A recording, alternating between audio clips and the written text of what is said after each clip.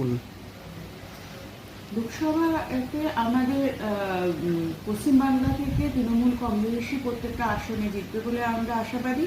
তার কারণ হচ্ছে যে পশ্চিমবাংলায় মমতা বন্দ্যোপাধ্যায়ের সরকার প্রতিটা মানুষের পাশে ছিল এবং পাশে আছেন।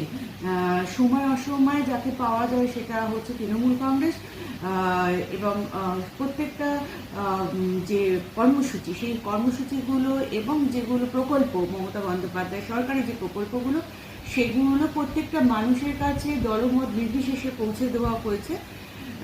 এবং যুগান্তকারী কতগুলো প্রকল্প ওমেন এম্পাওয়ারমেন্টের বিষয় হোক বা অন্যান্য যুবশ্রী থেকে শুরু করে, স্বাস্থ্যসাথী থেকে শুরু করে, লক্ষ্মী ভাণ্ডার থেকে শুরু করে, কন্যাশ্রী থেকে শুরু করে বিভিন্ন, এবং যারা মৎস্যজীবী, তারপরে যারা শ্রমিকদের প্রচুর আর কি শ্রম দপ্তরে যে এগুলো আছে, এরকম প্রচুর কর্মসূচি আছে যে কর্মসূচিগুলো মানুষ পেয়েছেন এবং ভোট বাক্সে তার প্রতিফলন হবে।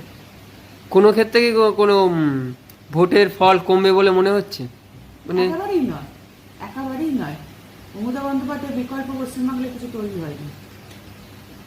এলাকা মানুষের উদ্দেশ্যে কি বার্তা দেবেন লোকসভা নির্বাচন নিয়ে একটা?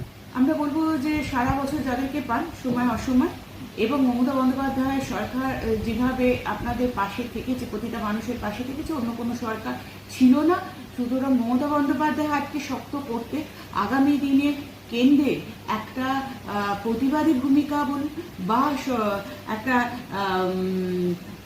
মুখ্য ভূমিকায় মমতা বন্দ্যোপাধ্যায় থাকবে, এবং তার হাতকে শক্ত করতে আপনারা সবাই মমতা বন্দ্যোপাধ্যায়ের পাশে থাকবেন, এটাই আমার আপনাদের কাছে আবেদন।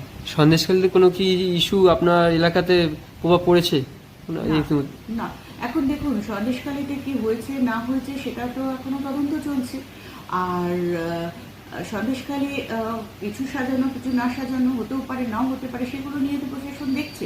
সুতরাং প্রশাসনই বলবে এই কথাগুলো যে কি আসল ঘটনা।